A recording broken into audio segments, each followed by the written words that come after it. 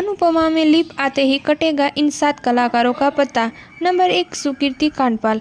अनुपमा में श्रुति का रोल में नजर आ रही है, जिनका पता 100 से कट गया है। नंबर 2 अल्पना बुच। अनुपमा की सास जो बा का रोल निभा रही है, जो 100 की कहानी में मसाला डालने के काम करती है। नंबर 3 अरविंद विद्या, वो भी इस लिस्ट में है, जो मद्रास के बापूजी का रोल निभा रहे हैं। नंबर 4 वकार शेख, जो सीरियल में यशदीप का रोल निभा रहे थे। नंबर 5 जसवीर कौर। अनुपमा में जसवीर कौर का आना जाना लगा रहता है, सीरियल में अनुपमा की दोस्त देविका का रोल निभा रही है।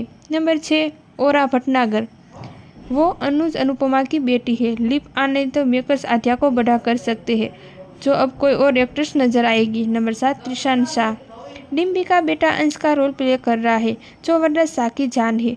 लिप आने से चाइल्ड आर्टिस्ट का पता कट सकता है, मेकर्स इन किरदारों को बढ़ा कर सकते हैं। आपका फेवरेट एक्टर कौन है, कमेंट में ज़रूर बताना।